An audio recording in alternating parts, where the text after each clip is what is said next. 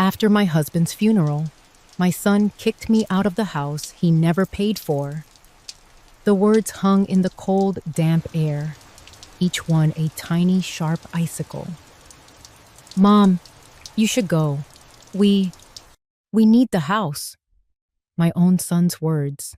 My Michael. I stood on the porch of the house I'd lived in for 40 years. The house my late husband, Richard, and I had built from nothing. Just a week after we buried him, I was standing here. The air smelled of wet leaves and betrayal. My hand, wrinkled and spotted with age, gripped the handle of a vintage Samsonite suitcase. It was the same one Richard and I had taken on our honeymoon, filled with dreams and cheap souvenirs. Now, it was filled with the hastily packed remnants of my life. Before we continue, please subscribe to the channel and let us know where you are listening in the comments. I looked at Michael. He was my boy, but the man standing in the doorway was a stranger. His shoulders were hunched inside a jacket that was too thin for the biting autumn wind. He wouldn't meet my eyes. His gaze was fixed on the dark, wet wood of the porch steps, as if they held the answers to a question he was too afraid to ask. His knuckles were bone white, where he clenched a shiny new set of keys. Keys I had never seen before. Behind him, framed in the warm yellow light of the entryway, stood his wife, Sarah. She wasn't pretending to look away. She was watching me, her arms crossed tightly over her chest. She wasn't smiling, not exactly, but there was a small, satisfied curl to her lips. It was the look of someone who had just won a long, tiresome game. I was the final piece being removed from the board. A cold drizzle began to fall, a miserable, persistent mist that clung to everything. It spotted the lenses of my glasses, blurring Sarah's triumphant face into a watercolor smudge. It beaded on the worn leather of my suitcase. I felt a single cold drop trace a path down my cheek, mingling with the tear I refused to let fall. My throat was tight, a knot of grief and disbelief. What was there to say? What could I possibly say to the new, gleaming brass lock on my own front door? It was so different from the old one, the one Richard had installed himself, the one whose familiar click had welcomed me home for 4 decades. This one was cold, impersonal, and final. I thought of all the things I could scream. I could ask him how he could do this, how he could stand there and throw his own mother out into the rain just days after his father's funeral. I could ask him what happened to the boy I raised, the one who used to bring me dandelions from the yard and promised to always take care of me. I could have thrown the suitcase at the door, made a scene, called the neighbors. But my voice was gone, stolen by the shock. My strength had been buried with Richard. All I could do was stand there, a 68-year-old woman with a single suitcase, and look at the life that was being locked away from me. I saw the porch swing where Richard and I used to sit on summer evenings, listening to the cicadas. Sarah had replaced the faded floral cushions with sterile gray ones. I saw the rose bushes by the steps, their last few blooms drooping in the rain. Richard had planted them for me on our 10th anniversary. I wondered if Sarah would rip them out to plant something more modern. I finally looked away from the house, from the memories, and back at my son. His jaw was tight, a muscle twitching near his ear. He looked miserable. He looked weak. And in that moment, a sliver of anger, hot and sharp, cut through my shock. It wasn't just Sarah. It was him. He was letting this happen.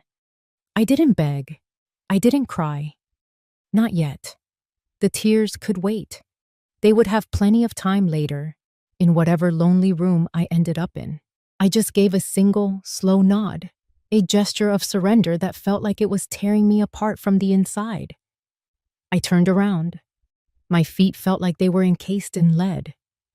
I forced myself to take one step, then another, down the familiar brick path. Each crack in the pavement was a memory. Michael learning to ride his bike and falling right there. Richard carrying me over the threshold on our wedding day. The countless trips bringing in groceries, laughing and complaining about the wait. I reached the end of the path and stood on the sidewalk. The rain was coming down harder now, soaking through my thin coat. I could feel its cold fingers on my scalp. I didn't look back. I couldn't. If I looked back, I knew I would shatter into a million pieces right there on the curb. I just stood there, listening. I waited for the sound of the door opening again. I waited to hear my son's voice calling out, "Mom, wait! I'm sorry, come back!" But the only sound that came was a solid final thud. The sound of the new lock engaging. The sound of my life being shut away forever. The silence was the worst part. In the days following Richard's funeral, it settled over the house like a thick blanket of dust, muffling every sound, amplifying every unspoken thought.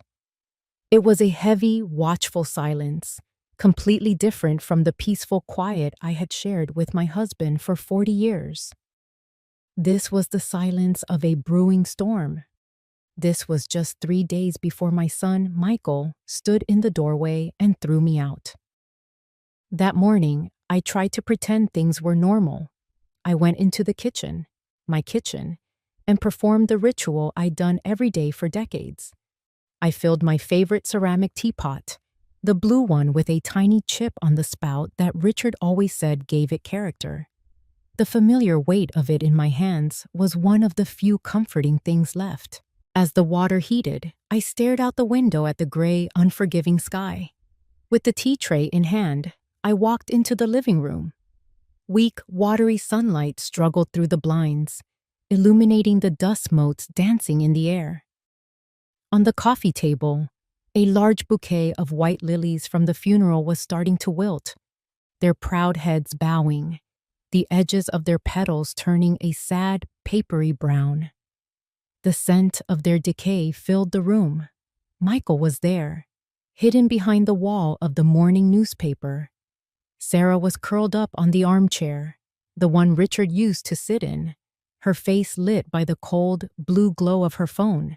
Her thumb moved in a relentless, rhythmic swipe across the screen. Neither of them looked up when I entered.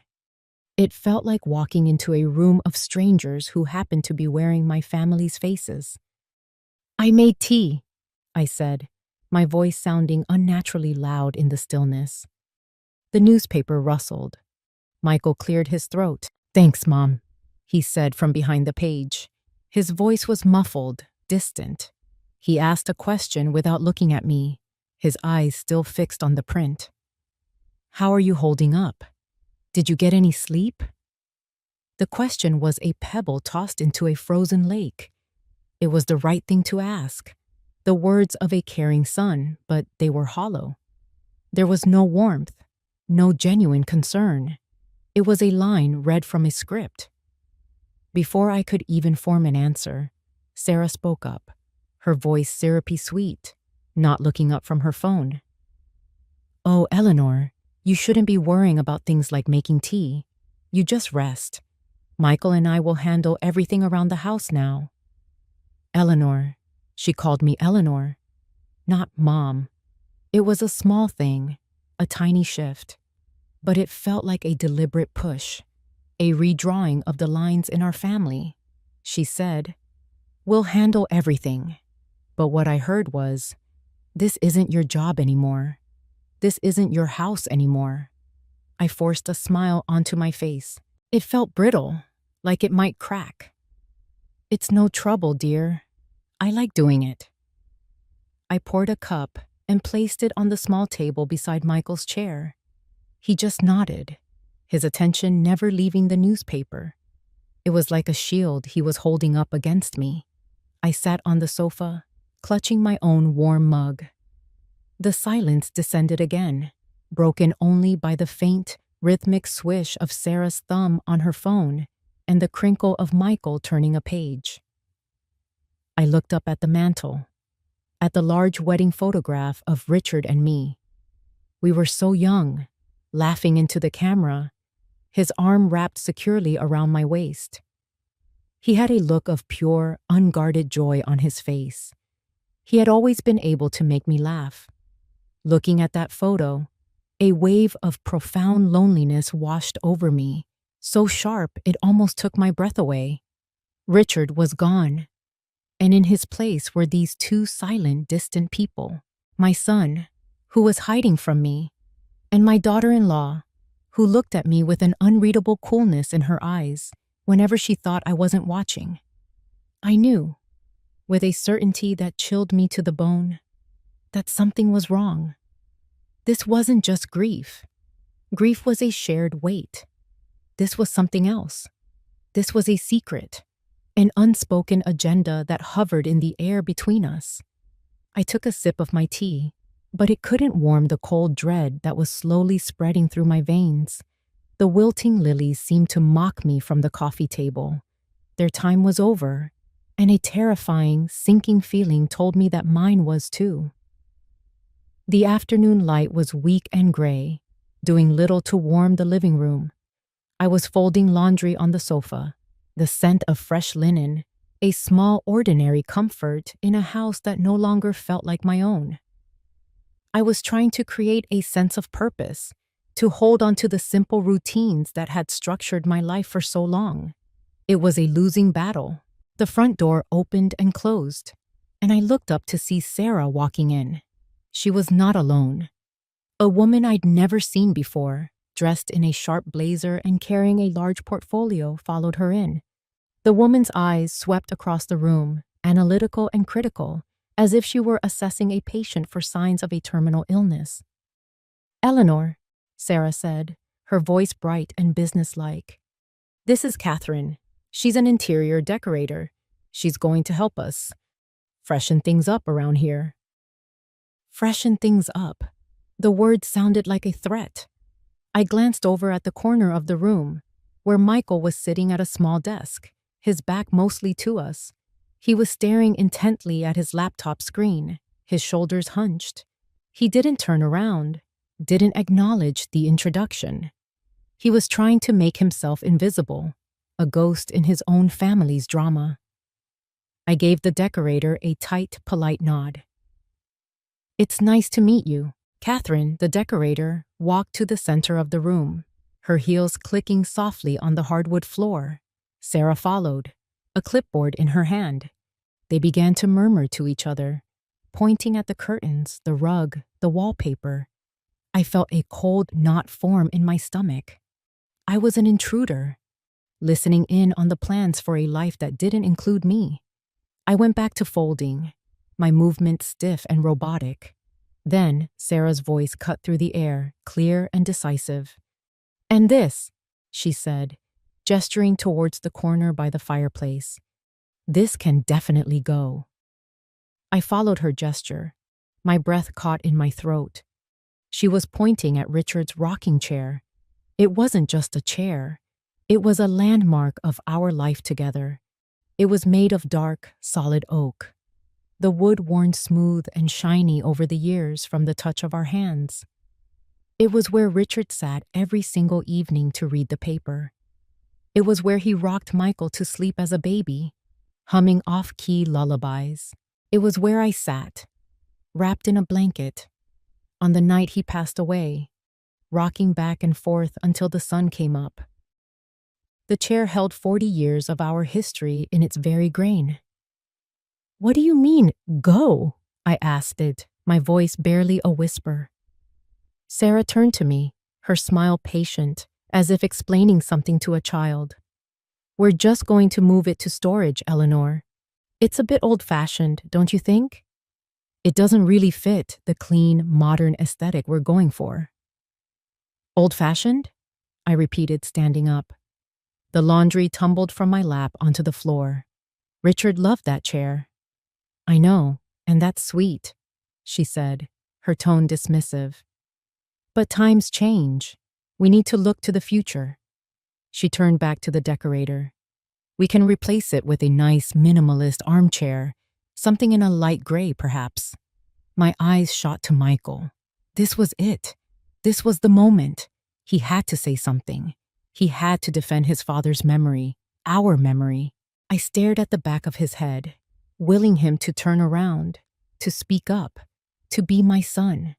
Please, Michael, say something.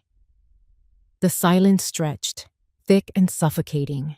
The only sounds were the soft rustle of Catherine's notepad and the distant hum of traffic. Michael didn't move. He didn't make a sound. He just kept staring at the bright screen of his laptop as if it held the secrets to the universe, while behind him, his wife was casually dismantling our past. His silence was louder than any argument. It was an answer. It was a betrayal. It told me everything I needed to know. He had made his choice. He had chosen his wife, his future, this clean, modern aesthetic, over me and everything Richard and I had built. A sharp, stinging pain, different from grief, lanced through my chest. It was the pain of being erased. Catherine, the decorator, must have sensed the tension. She cleared her throat. "Well, the bones of the room are good," she said, her voice professionally cheerful. "Great natural light. We have a lot to work with." Sarah smiled, pleased. "I thought so too," she said. And the two of them moved towards the window, discussing paint swatches and fabric samples. The conversation moved on, leaving me and the rocking chair behind, two relics scheduled for removal. I slowly bent down and began to pick up the scattered laundry, my hands trembling. The smell of fresh linen no longer felt like a comfort. It smelled like a lie. Sunday dinner had always been Richard's favorite meal of the week. He believed it was sacred, a time to put everything else aside and just be a family. The smell of roast chicken would fill the house for hours, a warm, savory promise of comfort and connection. Tonight, the chicken was roasting. The smell was the same, but the promise was broken. The comfort was gone. The air in the dining room was thick with a silence so cold it felt like it could shatter. I sat at the head of the long oak table, in the same chair I had always occupied. But tonight, it didn't feel like a position of honor. It felt like an island. Far at the other end, Michael and Sarah sat close together, their chairs angled towards each other, creating a private, impenetrable fortress. They were speaking in low murmurs, their words too soft for me to hear, but their body language was a shout. They were a unit. I was the outsider. I had spent the afternoon helping to prepare the meal out of habit, but Sarah had shadowed my every move, subtly taking over. "Oh, let me get that, Eleanor. It's too heavy," she'd say, taking the roasting pan from my hands. "I have a new recipe for the gravy I want to try," she'd announce, nudging me away from the stove. I was being politely, systematically demoted from the head of the household to a guest with no real purpose. Now, as Michael carved the chicken, the only sounds were the scrape of the knife against the platter and the clinking of our silverware. He placed a slice of breast meat on my plate, along with a scoop of mashed potatoes and some green beans. He did it all without a word, without looking at me. It was the mechanical service of a reluctant waiter. We ate. Or rather, they ate. I pushed the food around my plate. The chicken, which should have been juicy and flavorful, tasted like cardboard. The creamy mashed potatoes felt like glue in my mouth. Every bite was an effort, a struggle to swallow past the lump of sorrow in my throat. Michael ate with a frantic, desperate energy, his eyes fixed on his plate. He wasn't tasting the food. He was inhaling it. He was trying to finish as quickly as possible, to escape the crushing weight of the silence, to escape my presence. Each hurried bite was a testament to his cowardice. Halfway through the meal, Sarah put her fork down with a delicate clink. She took a sip of her water and looked at Michael, but she pitched her voice just loud enough for me to hear clearly. "My friend Jenna was just telling me about her parents' house," she began, her tone light and conversational. She said they have so much stuff, decades of it, just collecting dust. She says it's so much better to live a minimalist lifestyle, you know? Less to clean, less to worry about. It's just so freeing. There it was, a perfectly aimed dart, disguised as a casual observation. It wasn't about Jenna's parents. It was about me. It was about Richard's rocking chair, about the photos on the wall, about the little trinkets and books that held the story of my life. She was calling my memories stuff. She was calling my life clutter. I felt the blood drain from my face. I looked at Michael, waiting, pleading with my eyes for him to say something, to defend me, to defend the life his father and I had built. He could have said anything. Oh, I don't know, I kind of like having memories around. Or even just, please pass the salt. Anything to break the spell of her cruelty. He did nothing. He just kept eating, his fork scraping against his plate a little louder now. He didn't even flinch. His silence was his consent. He was agreeing with her. I looked down at my plate. The green beans were cold. The gravy on the potatoes was starting to congeal. The golden brown chicken skin looked greasy under the dim yellow light of the dining room chandelier. The whole meal, once a symbol of warmth and family, now seemed rotten. I felt invisible, like a ghost at my own table. I could have stood up and screamed, and I don't think they would have noticed. They were in their own world, a world they were building on the foundations of mine, a world where I had no place. The beautiful oak table that had hosted countless birthdays, holidays, and laughter-filled meals now felt as vast and empty as a desert. I was completely and utterly alone. The dawn was cold and sharp. A delicate layer of frost covered every blade of grass in the backyard, making the whole world look like it was dusted with sugar and glass. I pulled my old, worn wool sweater tighter around my shoulders, my breath pluming in the still air. This was my sanctuary, this garden. Richard and I had designed it together, planting each bush, laying each stone path with our own hands. Out here, surrounded by the sleeping roses and the quiet dignity of the old oak tree, I could almost pretend that nothing had changed. I picked up my pruning shears from the small wooden bench. Their metal was icy cold against my skin. The familiar weight in my hand was reassuring. Pruning the roses was a ritual, a conversation I continued to have with my husband. He always said that you had to cut back the old, dead wood to make way for new growth.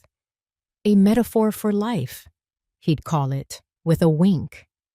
The irony of it all felt like a physical weight on my chest. I moved from bush to bush, my movements slow and deliberate. Snip! A dead branch fell to the frosty ground. Snip! Another. I focused on the task, on the clean, satisfying sound of the shears. I was trying to impose a little bit of order on a world that had spun completely out of my control. Here, at least, I could decide what stayed and what had to go. The memories were thick in the air. I remembered the summer Michael, at age 10, tried to build a treehouse in the old oak and ended up with a sprained wrist. I remembered the countless barbecues, the smell of charcoal mingling with the sweet scent of Richard's prize-winning roses. This garden wasn't just dirt and plants. It was a living archive of our family, of our love. Each rose bush was a testament to a life well lived, a life that was now being systematically dismantled from the inside out. I was trimming a beautiful deep red rose, a variety called Mr. Lincoln that had been Richard's absolute favorite, when a sound from the house sliced through the morning calm. The kitchen window was cracked open, just a sliver, to let out the steam from the coffee maker. And through that sliver came a voice, Sarah's voice. It was low but sharp with an unfamiliar edge of panic. It was a voice stripped of all its syrupy sweetness, raw and frayed with fear. "You have to do something, Michael. You have to do it today." I froze, my shears hovering over a branch, My heart began to pound, a frantic drum against my ribs. I held my breath, straining to hear. I know, I'm trying." Michael's voice was a muffled, defeated rumble. "What do you want me to do, Sarah? Just throw her out on the street?" "Don't be so dramatic," she hissed back, her voice a venomous whisper. "I'm not the bad guy here. Did you even look at the letter? It's a final notice from the bank, Michael. Final. That means they're not playing around anymore. We are out of time. The house is the only thing that can save us now. It's the only asset we have left that's worth anything." The pruning shears slipped from my numb fingers and clattered onto the stone path. The sound was shockingly loud in the quiet garden. The bank. A final notice. The only thing that can save us. The pieces clicked into place with a horrifying, sickening finality. It wasn't about a clean, modern aesthetic. It wasn't about my memories being clutter. It was about money. They weren't just greedy. They were desperate. They were drowning, and they were willing to push my head under the water to keep themselves afloat. A wave of dizziness washed over me. I leaned against the cold, rough bark of the oak tree for support. The betrayal was so much deeper, so much uglier than I had imagined. They hadn't just pushed me aside for their own comfort. They were sacrificing me to save themselves from a disaster of their own making. They had watched me grieve for my husband. They had sat with me in silence, all while knowing they were about to take the very last thing he and I had built together. I looked at the house. My house. It no longer looked like a home. It looked like a prize, a commodity, a life raft they were trying to rip from my hands. And I, the person who had filled it with love and life for 40 years, was just an obstacle, an inconvenience to be removed. The cold morning air felt thin, and I couldn't seem to draw a full breath. The frost on the grass glittered, suddenly looking sharp and hostile. The beautiful red rose I had been about to prune now seemed to mock me, its color as deep and dark as the secret my son and his wife had been hiding. I didn't fight it. After what I'd overheard in the garden, the fight had drained out of me, leaving behind a cold, hollow resignation. On Monday morning, under a sky the color of slate, I found a cardboard box in the garage and brought it up to my bedroom. My bedroom. The last room in the house that still felt like mine. The air was damp and still. I started with the bookshelf. I took down Richard's favorite collection of poetry, the leather covers soft and worn beneath my fingers. I ran my thumb over his name, embossed in gold on the first page. With each book I placed in the box, it felt like I was packing up pieces of him, pieces of us. The box wasn't just filling with paper and ink. It was filling with 40 years of shared stories and quiet evenings. It was the heaviest thing I had ever lifted. On my nightstand, our wedding photograph stood in its silver frame. I picked it up. In the photo, Richard was looking at me, not at the camera. With a love so bright and fierce, it felt like it could warm me even now. Through the glass. I couldn't bear to look at it. I couldn't bear to see his hopeful, happy face, knowing what was happening to the life he had left in my care. I gently placed it face down on the nightstand. The gesture felt like a final goodbye. That's when the floorboards in the hallway creaked. I didn't have to look up to know who it was. The energy in the room shifted, growing heavy and thick with shame. Michael stood in the doorway. He wasn't the man from the dinner table, hiding behind a newspaper. He wasn't the ghost from the living room, staring at a laptop. This was someone else entirely. He looked terrible, as if he hadn't slept in days. His face was pale and drawn, and dark, bruised-looking circles pooled beneath his eyes. He looked haunted. He looked broken. He just stood there for a long moment, watching me place another book into the box. He leaned against the doorframe, his hands shoved deep into his pockets, as if he were afraid of what they might do if he let them out. Finally, he spoke. His voice was a dry, ragged whisper, a sound scraped from the bottom of his soul. "Mom!" I stopped, my hand hovering over a worn copy of To Kill a Mockingbird. I didn't turn around. I couldn't. I just waited. He cleared his throat, a rough, painful sound. "Mom, you need to move out." The words landed in the quiet room with no force, yet they shattered everything. I slowly, very slowly, straightened up and turned to face him. I looked directly at my son, and for the first time, I saw it all. It wasn't malice in his eyes. It wasn't the cold triumph I saw in Sarah's. It was something far worse. It was a hollow, bottomless pit of shame. It was the terrified look of a cornered animal. It was the dead-eyed resignation of a man who knew he was doing something monstrous but was too weak, too broken to stop it. He wasn't a villain. He was a coward. And somehow, that was so much more painful. The man standing before me wasn't the little boy who promised to always take care of me. He wasn't the proud teenager who walked me down the aisle at a cousin's wedding. He wasn't even the ambitious young man Richard had been so proud of. I didn't know this person. This pale, haunted stranger wearing my son's face was someone I had never met before. And in that moment, my heart didn't just break. It disintegrated. It turned to dust. The pain was twofold, a double-edged blade that sliced me in two. I was mourning the loss of my home, the sanctuary Richard and I had built. And I was mourning the loss of my son, the boy I had raised, who was now lost to me forever, drowned in a sea of debt and weakness. He tried to say something else. We'll find you a new place, a nice place." The words were meaningless, empty air.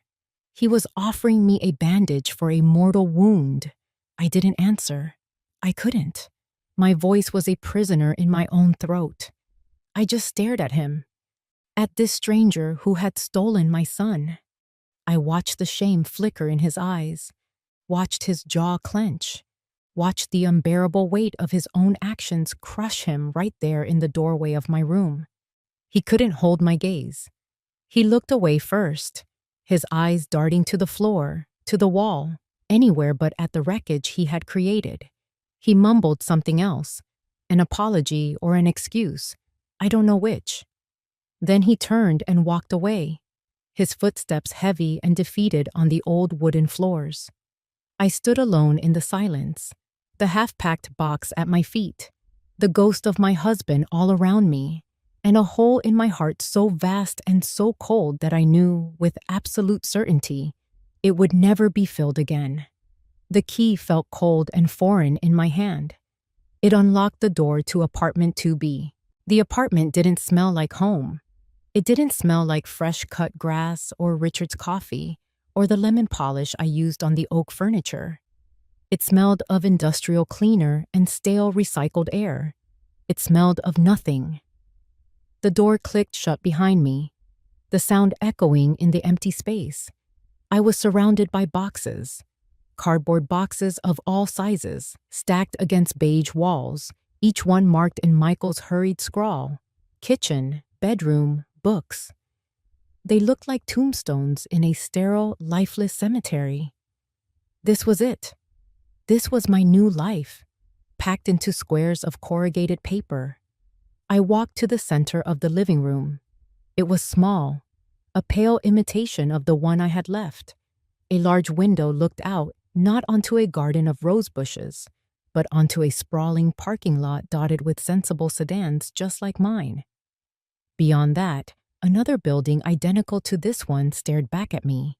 I was anonymous now, just one of 100 identical windows.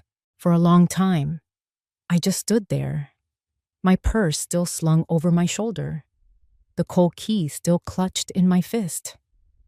I was waiting for the wave of grief to hit, for the tears to finally come, for the screaming rage to boil over.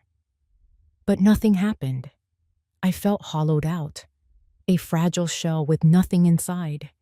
The shock had insulated me, wrapping me in a thick, gray numbness. The silence was absolute. It pressed in on me from all sides. But as the minutes ticked by, I began to realize that this silence was different from the one I had endured in my own home. That silence had been tense, a weapon, thick with unspoken resentments and things left unsaid. This silence was just empty. It held no judgment. It held no expectation. It was a blank canvas. My legs began to ache. I spotted a box labeled kitchen, and, with robotic movements, I opened it. I found my blue ceramic teapot, the one with the chip on the spout. It had survived the journey.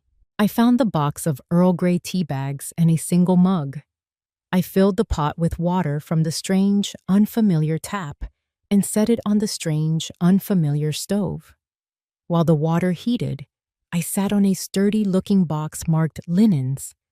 I looked around at the beige walls, the beige carpet, the beige countertops. It was a world devoid of color, devoid of history. It was a place for waiting. Waiting for what? I didn't know. The kettle whistled, a shrill, piercing sound that made me jump. I made my tea and cradled the warm mug in my hands, letting the steam mist my face. The warmth did little to penetrate the ice in my veins. I felt adrift, unmoored from everything I had ever known, a ghost haunting someone else's empty apartment. I couldn't just sit here. I couldn't let the beige walls swallow me whole.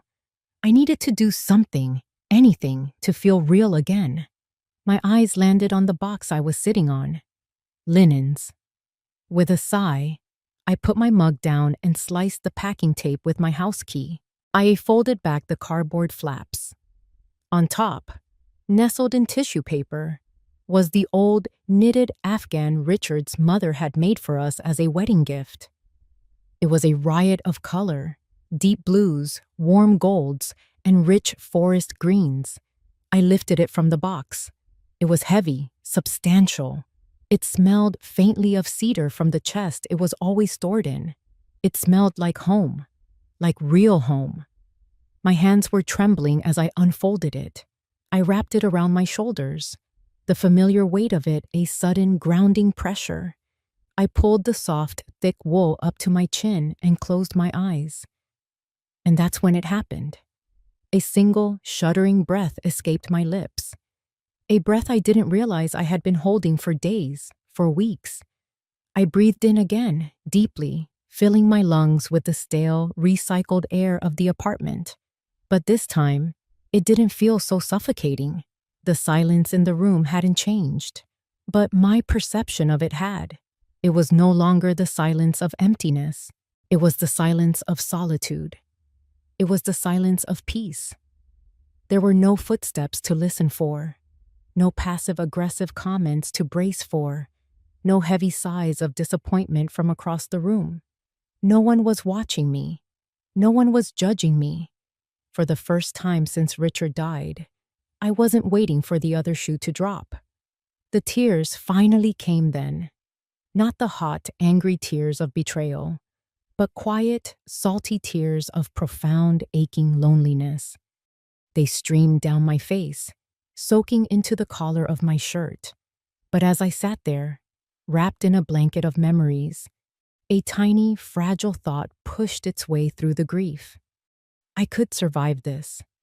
It wouldn't be easy. It wouldn't be the life I had planned. But in this quiet, lonely, beige room, I was safe. I was alone, but I was also, finally, free. For 2 weeks, the beige walls of my apartment were my entire world. I unpacked my boxes, arranged my few belongings, and established a quiet, lonely routine. But the silence, which had at first felt like a peaceful refuge, began to feel like a prison. I was starving for a real human voice, for a conversation that wasn't just in my own head. A flyer taped inside the elevator announced a Saturday social hour in the community common room with coffee and pastries. The thought of walking into a room full of strangers made my stomach clench with anxiety. But the thought of another day spent talking to myself was even worse. So, I put on my nicest sweater, took a deep breath, and forced myself to go. The common room was bright and noisy, a stark contrast to my silent apartment. The air smelled of strong coffee and cinnamon. People were gathered in small groups, chatting and laughing. It felt like a party I hadn't been invited to. I felt every bit the newcomer, an awkward outsider hovering by the door. I poured myself a cup of coffee, my hand trembling slightly, and found an empty chair in a corner, planning to make a quick escape as soon as I finished my cup. That's when she appeared. "Is this seat taken?" a cheerful voice asked. I looked up to see a woman smiling down at me.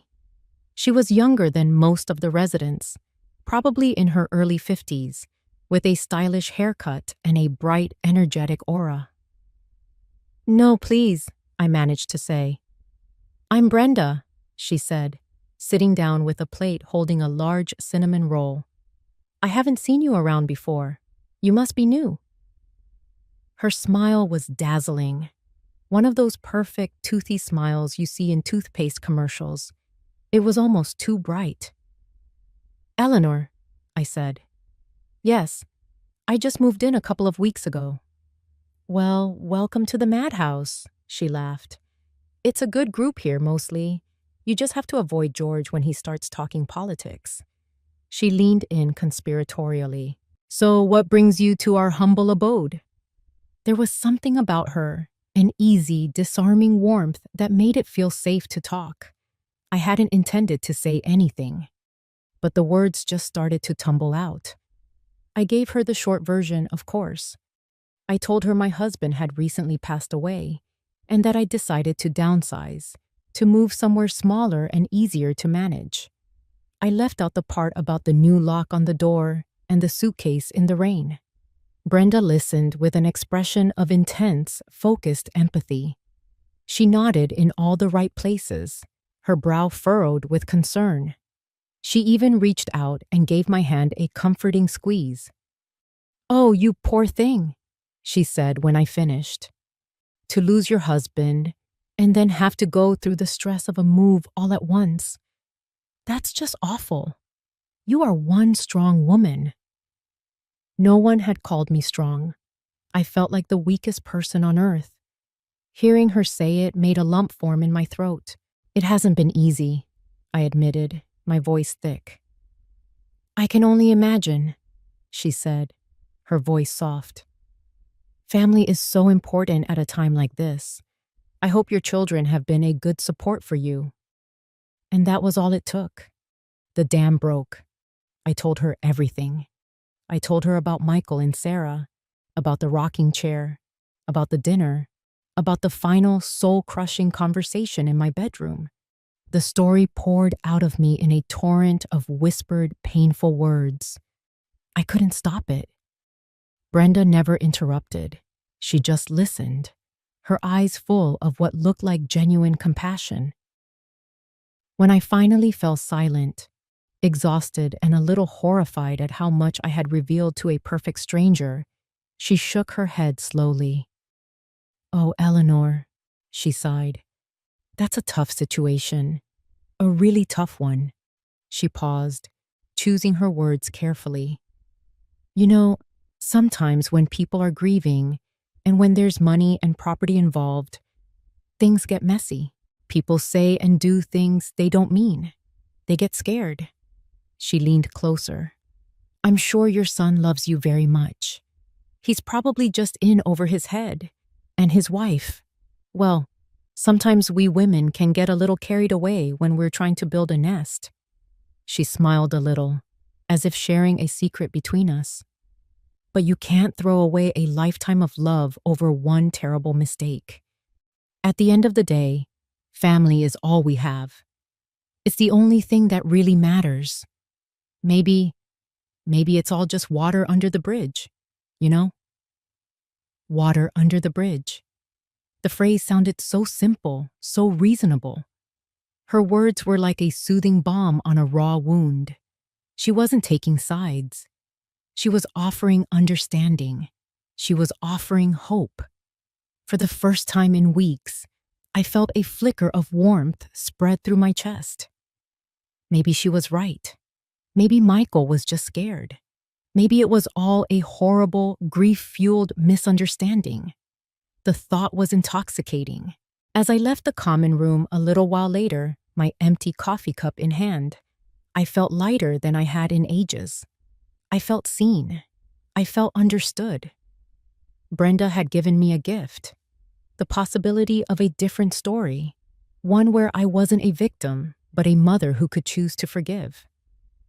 On a table by the exit, a pot of bright yellow chrysanthemums bloomed, their cheerful faces turned towards the light. I smiled. For the first time, I thought that maybe, just maybe, things could be fixed. Brenda's words had planted a seed of hope in the barren soil of my heart, and for the next few days, I tended to it carefully. I replayed our conversation in my mind.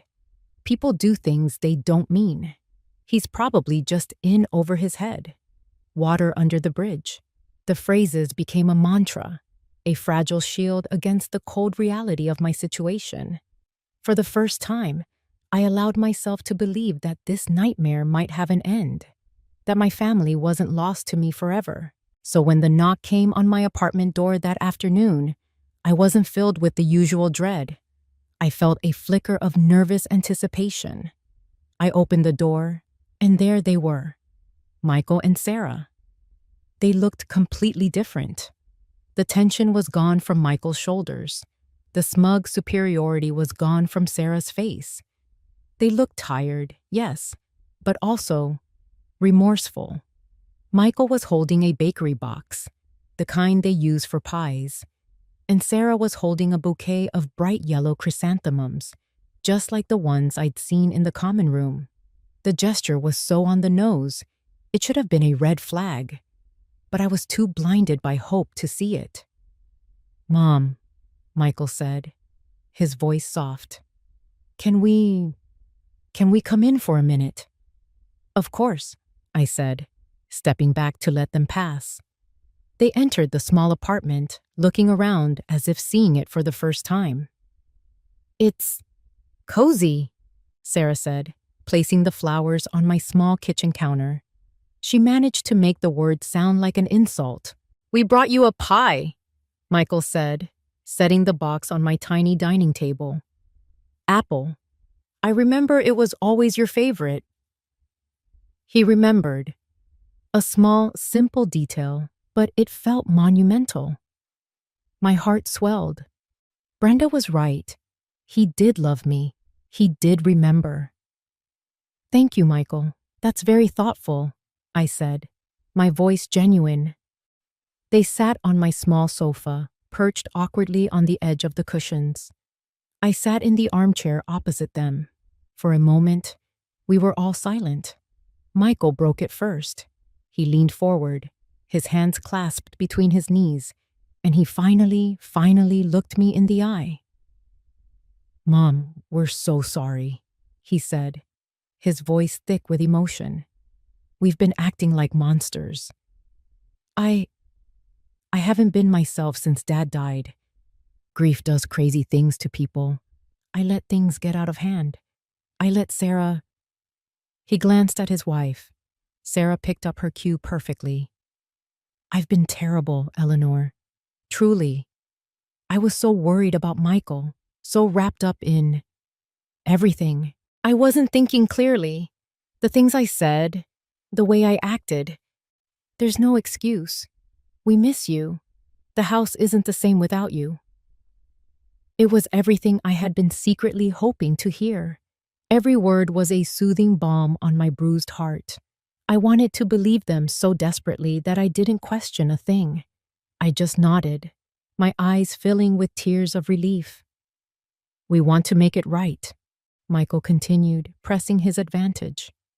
"We want you to come home. Not for good, just for dinner tomorrow night. So we can talk properly, as a family, no decorators, no distractions. We need to fix this. I I started. My voice choked. I'd like that very much. A wave of relief washed over their faces. Sarah's smile was wide and bright. Oh, that's wonderful, she exclaimed. Let me just text Brenda and tell her the good news. She's been so worried about you. She reached for her purse but then paused. Actually, would you mind if I used your restroom first? Of course not, dear. It's just down the hall, I said. As she stood up, she left her phone on the coffee table. Careless, overconfident. I'll put the kettle on, I said, my voice light with happiness. A cup of tea felt like the perfect way to seal this truce. A new beginning. I stood up and walked the few steps to my small kitchen counter. As I filled the kettle with water, a soft buzz came from the coffee table behind me. I glanced over my shoulder, not meaning to pry. It was just a reflex, but my eyes caught the screen as it lit up, and the world stopped. It was a text message. The sender's name at the top of the screen was Brenda. Beneath it, the preview of the message was stark and clear against the bright screen. Just stick to the plan. She's softening up. I think she's about to agree to sign. The kettle in my hand suddenly felt like it weighed 1,000 pounds. The cheerful whistle I was anticipating now seemed like a scream of warning. Stick to the plan. Agree to sign. The hope in my chest didn't just vanish. It curdled. It turned to a solid block of ice that spread through my veins, freezing me in place. In that single, horrifying instant, everything became clear. It was a performance. All of it. The apologetic faces, the apple pie, Michael's soft voice, Sarah's tears. It was a carefully rehearsed play, and I was the unsuspecting audience. And Brenda, kind, empathetic Brenda, with her comforting words and her stories about family. She wasn't a friend. She was a Judas goat, leading me to the slaughter. I stood with my back to them, my hand gripping the counter to keep myself from falling. The water was in the kettle. The tea bags were on the counter. The perfect little scene of reconciliation was set. I had to turn around. I had to walk back into that room and face them. I had to pretend I hadn't seen a thing and serve tea to the people who were trying to destroy me. I placed the teacups on the coffee table with a hand that did not shake.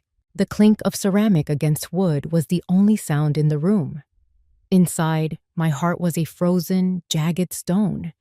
But on the outside, I was the picture of a gentle, forgiving mother. I had learned in the last 5 minutes that I was a much better actor than they were.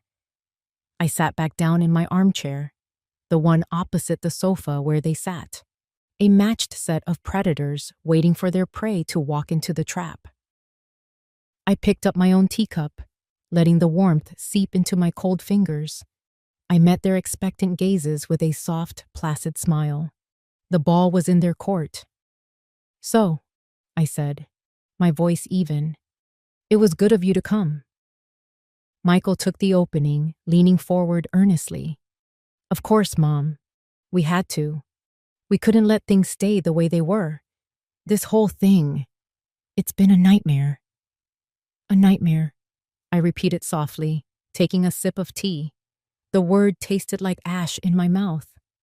Exactly, Sarah chimed in, her voice dripping with manufactured sincerity. And we know it's been hardest on you. We want to fix it. We want our family back. She reached over and placed her hand on Michael's knee, a perfect portrait of a supportive wife. It was all for my benefit, a carefully staged play. And how do you propose we fix it? I asked, my curiosity genuine. I truly wanted to see how far they would take this lie. Well, Michael said, clearing his throat. First, you come home. We'll have that dinner tomorrow night, and we'll just talk, clear the air, and then we can figure out the logistics. Logistics? I asked it, raising an eyebrow. This was the part they had rehearsed. Michael glanced at Sarah, who gave him a subtle nod of encouragement. Yeah, you know, he said, trying to sound casual. The house. The title is still in your and Dad's name, in the trust. It's all a bit complicated. Our lawyers said it would be much simpler for tax purposes and everything if we just streamlined it, put it in our names. It would make it easier for us to manage the property taxes, the upkeep, all the things you shouldn't have to worry about anymore. There it was, the hook, hidden beneath layers of fake concern and legal jargon. Agree to sign. The words from Brenda's text message echoed in my mind. They thought I was a foolish old woman, addled by grief, who would gratefully sign away her entire life for the price of an apple pie and a few crocodile tears. They had profoundly underestimated me. I set my teacup down in its saucer. The small sound seemed to echo in the tense silence. I looked at them, at their hopeful, greedy faces. The ice in my heart wasn't melting. It was hardening into something sharp, something strong. Steel. I let the silence stretch, watching them squirm. Michael shifted on the cushion. Sarah's perfect smile began to twitch at the edges. Finally, I spoke. My voice was quiet, but it carried the weight of my newfound certainty. That's very thoughtful of you both, I said. But it won't be necessary. I paused. I'm happy here. The words landed in the room like stones, shattering their carefully constructed fantasy.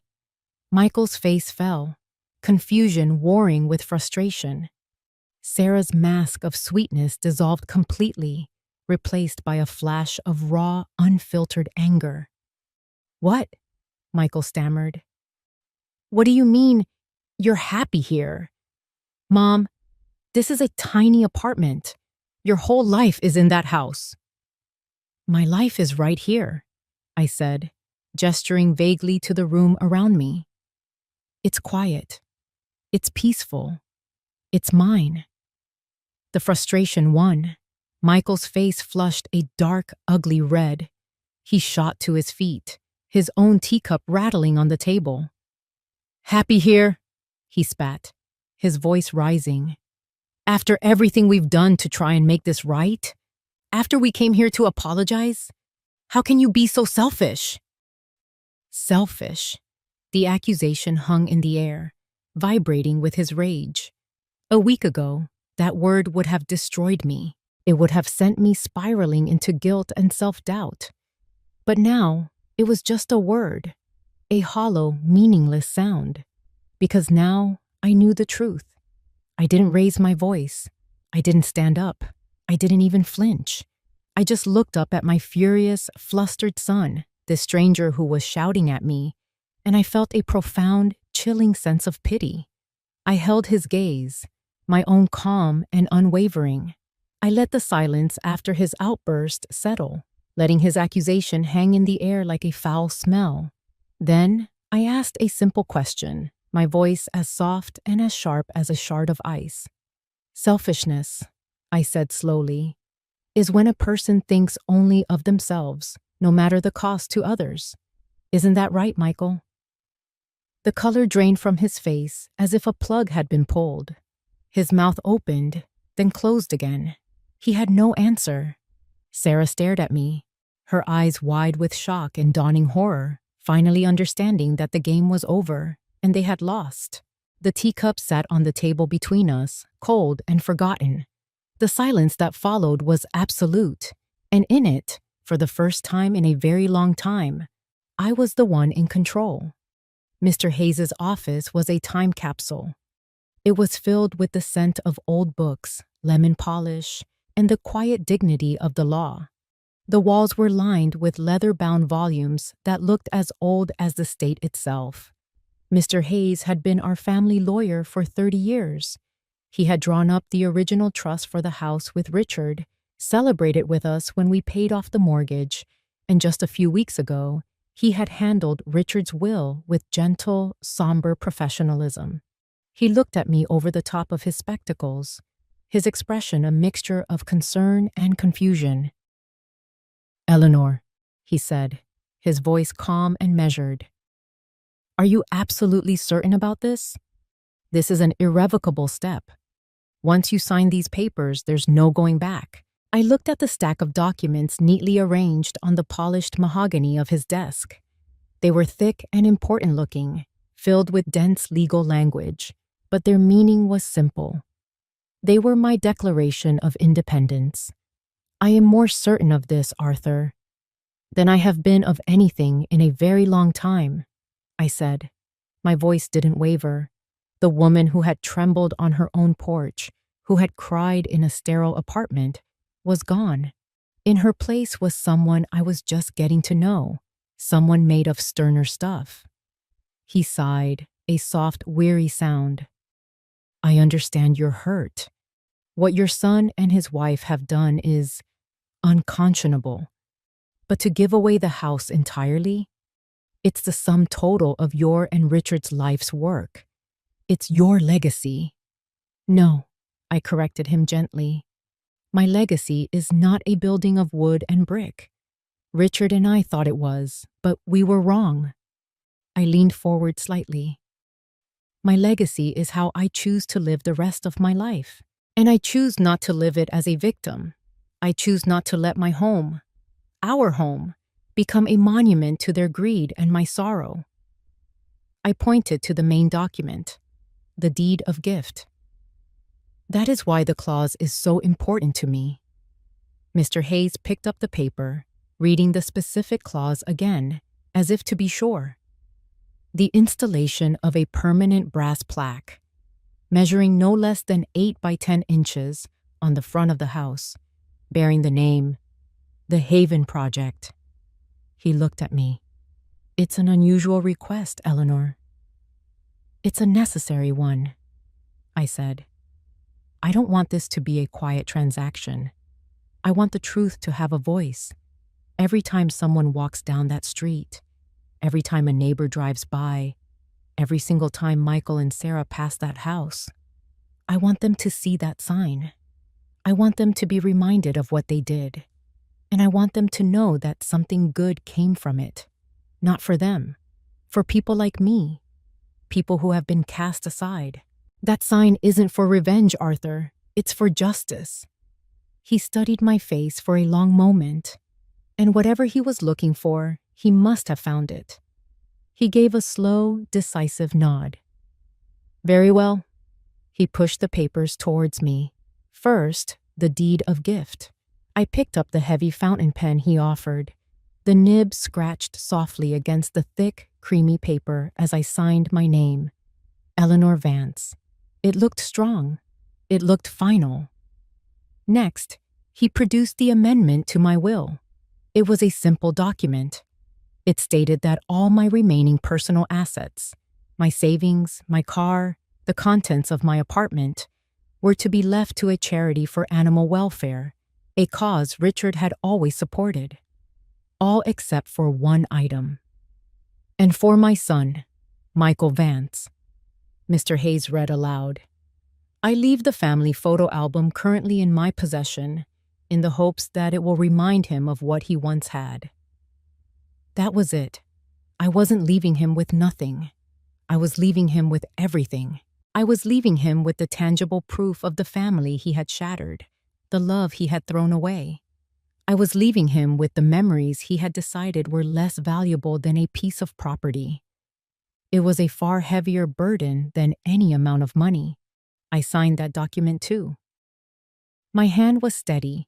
A woman I didn't know, a notary, stepped forward. She checked my signature, asked me to confirm my identity, and then, with a satisfying, definitive thud, she embossed the papers with her official seal. It was done. A wave of feeling washed over me, so powerful it almost made me dizzy. It wasn't triumph. It wasn't glee. It was release. A 40-year weight I didn't even know I was carrying. The weight of being a wife, a mother, a caretaker, the keeper of the house, the keeper of the peace, had just been lifted from my shoulders. I felt light. I felt clean. I felt a profound, bone-deep sense of peace that was entirely my own. I stood up and extended my hand to Mr. Hayes. "Thank you, Arthur, for everything." He took my hand, his grip firm and respectful. "You are a remarkable woman, Eleanor," he said. I walked out of his office, leaving the signed papers and the ghost of my old life behind me. The sun was bright in the afternoon sky. I didn't know where I was going next, not exactly, but for the first time, it didn't matter, because wherever I went, I would be going as myself, whole and complete, the sole author of my own story. And that was a home no one could ever take away from me. Spring arrived that year not as a gentle suggestion, but as a bold, confident declaration. The sun felt warm on my face, and a soft breeze, carrying the sweet scent of lilac from a neighbor's bush, rustled the leaves of the small maple tree I had planted outside my patio. I sat in my old wooden rocking chair, the one I had insisted on taking with me, letting its familiar, rhythmic creak soothe me. In my hands, I held my favorite blue ceramic mug, filled with hot tea. It was perfect. This small concrete patio, with its 2 pots of cheerful red geraniums and its view of the parking lot, had become more of a home to me than the grand house ever was in those last few weeks. Home, I had learned, wasn't a place with 4 walls and a roof. It wasn't a collection of furniture or a manicured lawn. Home was a feeling. It was peace. It was the quiet, unshakable certainty that you belong to yourself. I took a sip of my tea and thought, for a fleeting moment, of Michael and Sarah. I didn't feel the hot sting of anger anymore, nor the cold ache of betrayal. What I felt instead was a profound, distant pity. I pictured them in my mind, not as monsters, but as 2 desperate people who had made a terrible bargain. They had traded their integrity for a house, their humanity for a solution to their debts. They had tried to steal my home, and in the process, they had lost their own souls. I hoped, for their sake, that they would one day find their way back. But their journey was no longer my own. I had finally let go. The dust had settled, and I was free. My world was here now, in the warmth of the sun, the taste of my tea, the friendships I was slowly building with the other residents. I had joined a book club. I was volunteering at the local animal shelter twice a week, just as Richard and I had always talked about doing. My life was small, yes, but it was rich, and it was mine. Every single piece of it. The air in their cramped, 1-bedroom apartment was stale and thick with resentment. A single, bare bulb hanging from the ceiling cast a sickly yellow light on the peeling paint and the stacks of unopened boxes. It smelled of damp carpet and desperation. Sarah stood by the grimy window, staring down at the alleyway below. "This is all your fault," she said, her voice low and venomous. "All of it." Michael sat at a wobbly kitchen table, staring at a piece of paper in his hands. It was the official eviction notice from the Haven Project, printed on crisp, professional letterhead. The words were polite, but the meaning was brutal. They had 30 days. "My fault?" he shot back, his voice cracking. "I seem to recall you being the one whispering in my ear every single day. The house is the only thing that can save us, Michael. You have to be strong, Michael. This was your plan, Sarah. Your brilliant plan. My plan was for you to get your mother to sign a piece of paper," she shrieked, whirling around to face him. Her face was pale and drawn. "My plan wasn't for you to be so weak, so pathetic, that you drove her to give the entire thing away. A charity, Michael. She gave our house to a charity for abandoned old people. Do you have any idea how humiliating that is?" "I know how humiliating it is," he yelled, slamming his fist on the table. The flimsy table shuddered. "I saw the sign. They put a big, shiny brass sign right on the front of the house. I have to see it every time I drive by. My friends see it. They ask me about it. So what are we going to do? Sarah demanded, her voice dropping to a desperate whisper. The bank is still calling. The credit card companies. We are completely sunk. We have nothing. Michael slumped in his chair, the fight draining out of him. He looked down at his hands, the hands of a man who had lost everything. He had lost his father, his mother, his home, and his self-respect. He had made the deal, and now the devil had come to collect. I don't know, he said, his voice hollow. I don't know. I rocked back and forth, the gentle motion a quiet rhythm for my thoughts. I had come to understand that Richard hadn't left me a house. He had left me something far more valuable. He had left me his strength. The strength to endure, the strength to let go, and the strength to build something new from the ashes of the old. I looked out past my small patio, past the parking lot, towards the open sky. My old life had been a story written by two people. This new life, this was a story written by one, and for the first time, I held the pen. I was the author, and I couldn't wait to see what the next chapter would bring. If you enjoyed this story, please like the video, subscribe to the channel, and comment 1 below. If not, feel free to comment 0 so we know and can improve future videos. To hear the next story, click the box on the left. Thank you for watching.